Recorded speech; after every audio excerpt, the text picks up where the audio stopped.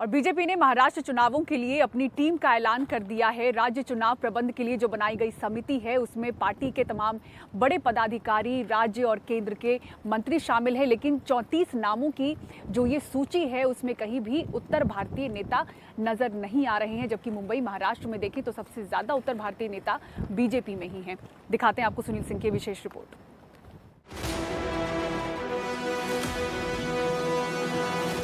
महाराष्ट्र विधानसभा चुनाव में जीत हासिल करने और बूथ स्तर तक व्यवस्था सुनिश्चित करने के लिए बीजेपी ने चुनाव प्रबंधन समिति बनाई है, लेकिन मुंबई में करीब 35 लाख उत्तर भारतीय वोटरों के रहते किसी उत्तर भारतीय नेता को समिति में जगह नहीं मिली। लिहाजा विपक्ष को इस मुद्दे पर बीजेपी को घेरने का मौका मिल गया है।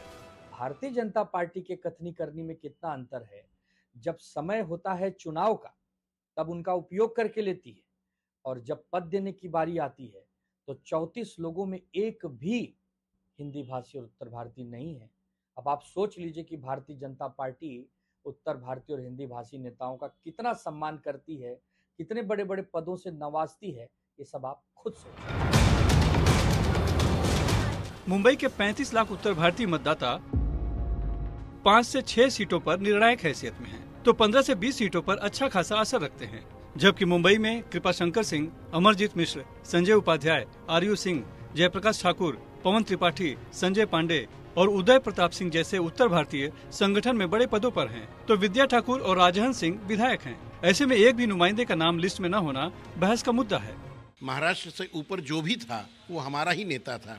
इसी सोच के साथ भारतीय जनता पार्टी में लोगों ने माना, लेकिन इस प्रकार से उपेक्षा करना ये किसी अच्छी बात नहीं है।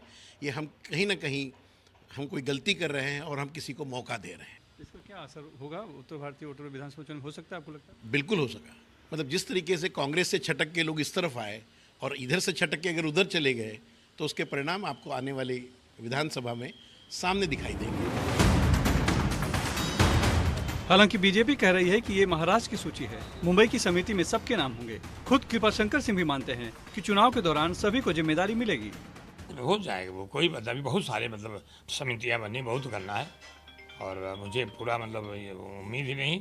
भारतीय जनता पार्टी के साथ इतना लोगों का एक लगाव हो गया है कि भारतीय जनता पार्टी भी और लोग जो हैं ये मिल करके काम करेंगे। उत्तर भारतीयों की कोई उपेक्षा हम नहीं कर रहे। उत्तर भारतीय जनता पार्टी से सालों से जुड़ा हुआ है।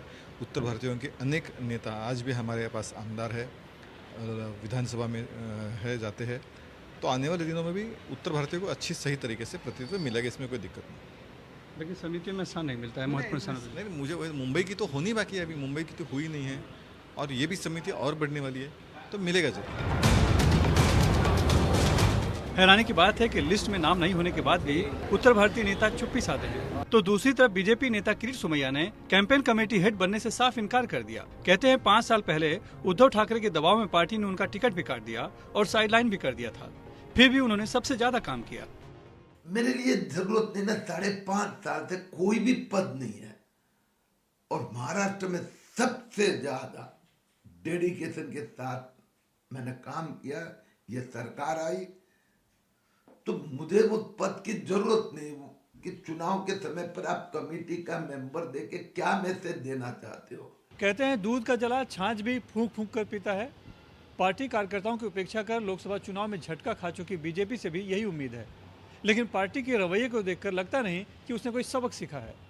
मुंबई से कैमरामैन संदेश बैकर और महेश हलवाई के साथ सुनील सिंह, एनडीटीवी इंडिया के लिए।